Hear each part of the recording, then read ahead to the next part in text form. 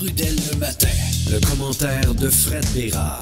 Ouais, je veux juste saluer d'abord Caroline, Michel ainsi que Rosiane qui ont mis la main sur des billets pour notre show de l'artiste du mois. Là, on dirait que le caméraman est bien chaud ce matin. Je sais pas dans quelle direction je regarde, mais pour Fred, ça va être un petit peu difficile à suivre. Salut Fred. J'ai mal au cœur, là.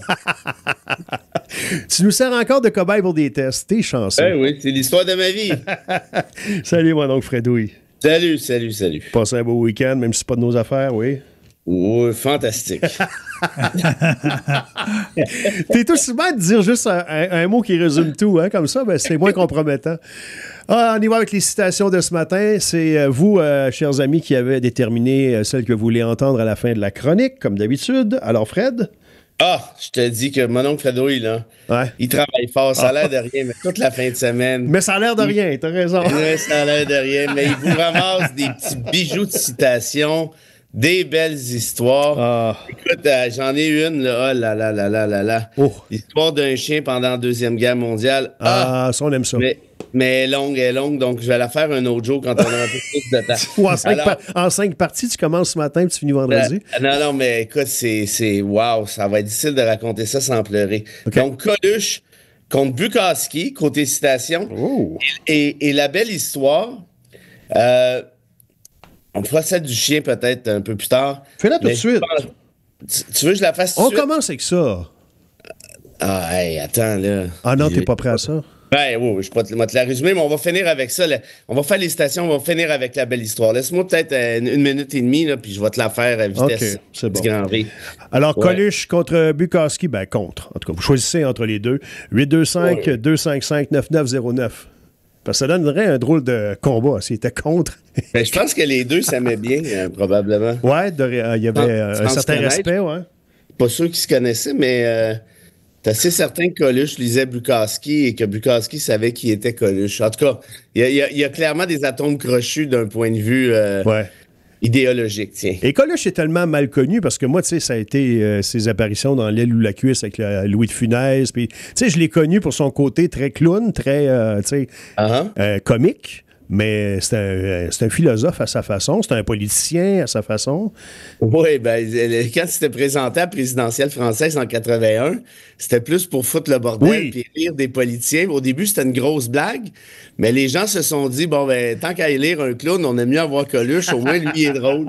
Et son slogan, c'était « Tous ensemble pour leur foutre au cul ». C'est génial. Et non, mais, écoute, je te lirai à un moment donné, je vais retrouver l'espèce de mini-manifeste qu'il avait fait, les poilus, les lesbiennes, les barbus, les pauvres, les riches, les vélocyclistes, et ainsi de suite. Tous ensemble pour leur foutre au cul. Les gens ont tellement embarqué qu'à un moment, tout le monde savait que c'était une blague, mais... Mais c'est rassembleur. Il y avait 15... Je pense qu'il y avait 14, 15 ou 16% d'intention de vote à un moment donné. Quand même. Et là, les grands médias... Et là, il ne faut pas oublier qu'en France, au premier tour, il y a plusieurs candidats. Là, donc, c'était énorme. Je veux dire, il n'était pas premier, là, mais c'était quand même énorme. Puis il se présentait contre François Mitterrand, qui était plus à gauche. En fait, qui se présentait pour le Parti socialiste. Puis là, ça a commencé à faire une sacrée histoire parce que les grands réseaux se sont dit, mais là, on peut pas continuer à pousser ce clown-là. Ils sont allés sortir son vieux casier judiciaire quand il était au lycée, genre, je sais pas, là, il avait arraché un casier ou des niaiseries d'adolescents, tu sais, des trucs du genre. Puis ça a vraiment mal fini. Je vous suggère là-dessus, pour ceux que ça intéresse, un film, écoute, c'est un des très, très bons films que j'ai vu. Ça s'appelle L'histoire d'un mec. Et c'est justement cette histoire-là sur Coluche, mais strictement en rapport à sa course à la présidentielle française. Et la réalité, c'est que lui, à un moment donné, a fini par y croire. Parce que sa mère lui disait, quand tu seras président, c'est une blague. Ton père serait tellement fier de toi. C'est une blague. Non. Tu vas être président. De gagner. Il a fini par y croire lui-même. Puis en tout cas, bref. Puis là, tu as des allusions à Renault là-dedans. En tout cas, c'est fantastique. Hey, ça ouvre la porte à une conversation intéressante parce que dans l'actualité, il y a Soraya Martinez-Ferrada qui voit ses squelettes sortir du placard. Là. Est-ce que tu es pour ça, les jobs de bras? Là, c'est le bureau d'enquête du Journal de Montréal qui sort... C'est sûr que le Journal de Montréal... Tu peux compter sur lui. Quand c'est pour planter, un libéral, tu peux être certain que le journal va être là. J'aimerais bien ça, moi, que le journal... en tout cas, bref. Ils ont bien beau faire ce qu'ils veulent, là, mais tu sais, quand Saint-Pierre Plamondon donne 50 piastres aux scouts de Beauceville, ils font une première page avec ça. Quand il échappe son sac d'épicerie, ils font une deuxième page avec ça. Mais ceci dit, ce que fait Martinez... Là, tu sais que tu as ton journal en plein dans ta face, puis je te vois pas. Hein. Ah, désolé. Ben oui, c'est vrai. Le caméraman est chaud le matin, faut-il le rappeler. Ça va pas. Ouais. Mais Martinez, sincèrement, c'est quand même sérieux, là. Moi, je l'ai lu, là, le reportage avant d'entrer en ondes. Puis, tu sais, parfois, c'est des niaiseries. Mais là, honnêtement, tu t'exiges un dépôt de location qui quasiment 3000 $, ouais. C'est illégal, clairement illégal. En plus, son agent immobilier, c'est Martin Dumont, l'espèce de pourri qui était passé à la commission Charbonneau, qui avait inventé un paquet d'affaires, qui avait fait démissionner le maire Tremblay. Ouais. Gérard Tremblay. Et puis, après ça, une semaine après, il revient devant la commission. Ah, juste pour vous dire que j'ai menti, c'est pas vrai. J'ai inventé ça, l'affaire de la secrétaire qui a eu à compter 850 000 $ cash, puis c'est pis ça. OK, c'est parce qu'il y a un maire qui a démissionné dans l'intervalle du fait de ton témoignage. Ah ouais, ben tu sais, comme en tout cas, bref. Ça pour dire que cette espèce de pas bon-là, c'est recyclé en agent immobilier qui a été embauché par Martinez. Tu sais, à un moment donné, il faut pas faire exprès non plus. Puis là, elle dit au journal, ah ben non, moi je le connaissais pas, alors que d'autres disent, ben ce sont des amis. Ceci dit, elle a le droit d'être amie avec qui elle veut, mais à un moment donné, il faut que tu fasses attention. T'es ministre, t'es peut-être mieux de pas faire affaire avec des pas bons comme ça. Surtout qu'elle était secrétaire parlementaire de Trudeau, puis, ce qui est quand même pas un petit job, puis elle s'occupait du logement, des questions de logement. Fait que, dire, t'es supposé être Madame Logement, c'est-à-dire pro-local. Montre l'exemple. Ouais, c'est ça. Puis là, bon, ça c'est un. Deux, Martin Dumont. Et là, on comprend, puis ça, moi, ça, c'est le genre d'affaires qui me fait snapper. On comprend qu'elle a menti dans son CV. Ouais. Ah, j'ai une maîtrise en... attends un peu, là. Ah, ben non, j'en ai pas, mais là, je t'ai inscrite. OK, mais t'en avais-tu ou t'en avais pas? Ouais. Ah, ben, je me suis inscrite, mais j'ai pas fini. OK, ben, c'est parce que si t'as pas fini, t'as pas fini. Fait que t'as pas de maîtrise. Puis ça, tu mets ça sur le CV, sur la page du bureau ton CV sur la page du bureau du premier ministre. Tu sais, je veux dire, c'est pas rien, là. Mentir sur son CV, là, ça, tant qu'à moi, là, c'est grave. Là. Ouais. Et elle a aussi menti sur la location, le 2000, le dépôt d'avance, là. Elle a dit non, j'ai jamais demandé ça, puis le lendemain, elle est revenu pour dire oui, effectivement. Ah, mais c'est ça que je voulais dire pour le dépôt illégal. Fait que c'est mensonge par-dessus mensonge avant même d'avoir commencé, avant même d'être élu. Ben, moi, j'ai déjà passé on avait une amie en commun, là, en tout cas, on est allé prendre un verre, les trois, puis... écoute, elle avait passé, c'est dans, je sais plus, en 2019-20, dans le temps que Trudeau faisait rien en matière d'environnement, là, puis je pense qu'il avait aboli les pailles pour vous montrer qu'il était fin. On s'est un peu pogné sur la question du réchauffement climatique. Il venait d'acheter le pipeline à 10 milliards, puis là, je dis, ouais, on ne pas de maudit bon sens. Puis elle, tu voyais, là, tu sais, elle a bu le Kool-Aid libéral, tu sais, Justin, c'était le Messie, puis... OK, fait que vous achetez un pipeline, puis tu vas me faire croire que c'est bon pour l'environnement. Ah, ben, tu sais, là, c'est du pétrole qui vient OK, en tout cas, bref. Ça pour dire, moi, j'ai jamais été bien impressionné, pour tout dire. OK, donc, si on met de côté le fait que c'est le bureau d'enquête du Journal de Montréal, qui t'impressionne pas, on a compris. Non, mais ce qu'on se comprenne bien, c'est le jour que le journal d'enquête fera la même job à quelqu'un du PQ ou du Bloc, on se rejasera. La réalité, c'est qu'ils n'enquêtent même pas. C'est jamais arrivé, je pense, qu'il y a eu quelque chose sur eux. C'est toujours les libéraux ou la CAQ, à moins de mesure. Puis je veux dire, je veux qu'il y ait des reportages comme ceux-là sur Martinez. Bon, là, c'était ma les question. autres libéraux. Non, mais évidemment que je veux ça. Mais c'est juste plate que ce soit toujours les mêmes partis qui soient visés puis qu'il y en a d'autres qui soient épargnés. Mais si on part de la prémisse qu'ils sont tous des menteurs, c'est le moins menteur qu'on veut au pouvoir? Moi, je dirais pas ça. Ah, on dit pas ça? OK. Ben, je trouve que c'est charré un peu parce que l'autre affaire aussi qu'il faut pas oublier, c'est qu'avant de faire de la politique, on a tous des vies, hein, à ce que je sache, puis on va tous commettre des erreurs, puis on a tous tendance à étirer un peu l'élastique à droite. Il y en a qui sont plus vertueux que d'autres, il y en a qui sont moins, mais une fois que tu es en politique, tu sais, moi, c'est plus ça. Une fois que tu es en poste, là, tu sais, me semble, tiens-toi tranquille, là. Secrétaire, tu t'occupes du logement, puis dans ta vie privée, tu fous des locataires. Je veux dire, t'es quand même assez effronté. Là, elle se présente à la mairie de Montréal, puis elle se présente comme la mairesse du logement. T'es mal parti, là. Fait en d'autres termes, les erreurs, évidemment, ça dépend. Si c'est un crime grave, là, on oublie ça. Mais habituellement, les partis politiques filtrent ces affaires-là. Mais si c'est une niaiserie à 17 ans, t'as pissé dans la rivière, c'est pas bien grave tant qu'à moi, tu sais. Mais si t'essaies tu vois, si le reportage d'enquête, c'était ça, je dirais, c'est une job de bras. Ouais. Puis là, je trouve que le reportage du Journal de Montréal, honnêtement, sort des affaires qui sont sérieuses, là. Ouais. C'est important tant qu'à moi, là. Piscine en rivière, je te questionnerai pas sur le côté environnemental de tout ça. On va aller à la pause. Ben, tu sauras que... d'ailleurs, parmi les belles histoires vite, Oui. tu sais que les urines et les dépôts de baleines créent du nitrogène. André savait ça. Ceci, non, mais je suis très sérieux, il y a des études qui viennent de sortir, et ceci fait en sorte que ça contribue à l'oxygénation de l'eau et ça crée du plancton qui lutte contre le réchauffement climatique, ce qui fait que les baleines sont essentielles à l'écosystème, incluant leur urine. Alors, avant de juger quelqu'un qui pisse dans la rivière, informe-toi donc. En particulier, les baleines. On vient. Petit ou gros projet. Le commentaire de Fred Bérard.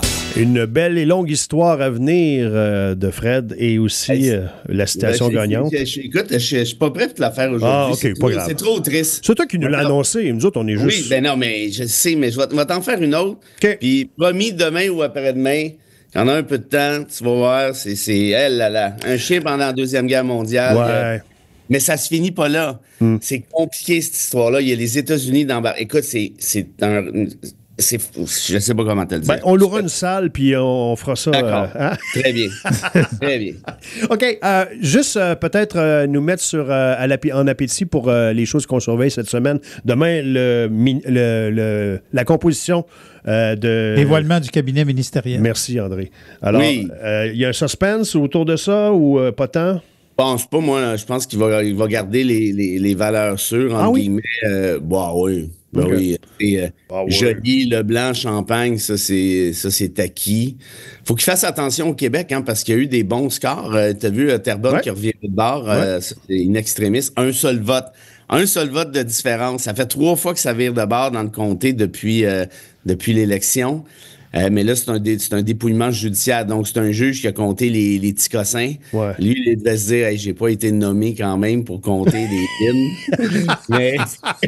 mais bref, tout ça pour dire qu'ils ont fini de comptabiliser puis ça finit à un vote.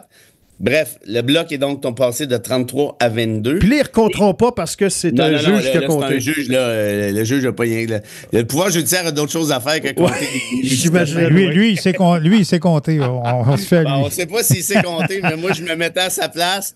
Il devait se dire, bout de Chris, me semble que je faisais d'autres choses de plus intéressant avant. Mais, en tout cas, peu importe. Oui, non, eux, c'est sûr. Puis, tu sais, il y avait un cabinet réduit pendant la courte période où il a été premier ministre désigné. Ça, je suis pas mal certain qu'ils vont tous être reconduits. Il va peut-être, mais il était quand même assez petit, son cabinet. Il va peut-être ajouter une coupe de postes. Et là, ce qu'il va falloir suivre aussi, au-delà du dévoilement du cabinet, c'est que les libéraux sont super proches d'une majorité en Chambre. Il leur en manque à peine, je pense que c'est 4 avec ce qui vient de s'ajouter. 3 maintenant, peut-être avec ce qui vient de s'ajouter. 2, ils sont rendus à 170. C'est 2, là. C'est 170 avec Terrebonne? Ouais. OK, wow, OK, bon, ben tu vois. Là, moi, je te fais une petite prédiction. Il y a peut-être des députés du NPD, ils sont juste 7, qui vont penser traverser la Chambre, comme on dit. Et devenir libéraux. Parce que si ça arrivait, là, toute la game vient de changer parce que tu passes d'un gouvernement minoritaire à majoritaire. Fait que là, tu t'assois les fesses confo pendant 4 ans. Tu n'as pas besoin de négocier avec le Bloc, négocier avec le NPD à gauche et à droite. Ça changerait toute l'histoire. Je suis certain qu'il y a beaucoup de téléphones qui se font à ce moment-ci. Puis, rencontre Zelensky-Poutine probable pour jeudi, tu y crois ou...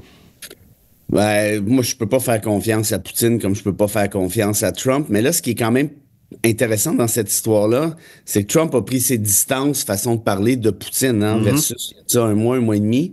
Fait que ça change nécessairement la dynamique par la force des choses. Fait que j'ai hâte de voir, honnêtement. Ouais, okay. Je répète, là, on peut pas faire confiance à Poutine, mais est-ce que Poutine vient de se faire domper par Trump au téléphone en privé? Puis là, il fait moins son smart, ça se peut, ça. On a tellement parlé de Coluche que Bukowski avait aucune chance ce matin. Ben ça, je m'en doutais bien, Je vais te raconter c'est pas une belle histoire, c'est une histoire bizarre. Ouais. C'est l'histoire de Michel Siff, qui est un chercheur français qui s'intéresse beaucoup à toutes les questions de comment je dirais, d'impact que peut avoir un environnement sur le cerveau. En 1972, il est descendu dans une grotte au Texas, 135 mètres sous terre. Pas 135 pieds, là, 135 mètres, OK? Il fait noir comme chez le diable. Il voit rien. Il n'y a pas de montre. Il n'y a pas de Game Boy. Il y a 0 puis une barre. Juste de quoi manger. Et il s'enferme là pour 6 mois. 180 jours. Fait que si vous êtes claustrophobe, là, au mieux, vous allez toffer 12 secondes. Puis, au début, il dit, OK, ouais, c'est pas si pire. Puis, il essayait de calculer le temps. T'sais, il disait, bon, quand j'ai faim, parce que là, il fait noir, il voit rien. Rien à faire. Nous, on s'habitue avec le soleil. Puis, il voulait évaluer, notamment, c'est quoi l'impact de l'isolement en milieu carcéral? Qu'est-ce que ça fait, l'isolement, sur le cerveau, t'sais? Et écoute, ça n'a pas été long qu'il s'est mis à virer fou, qu'il s'est mis à halluciner des affaires.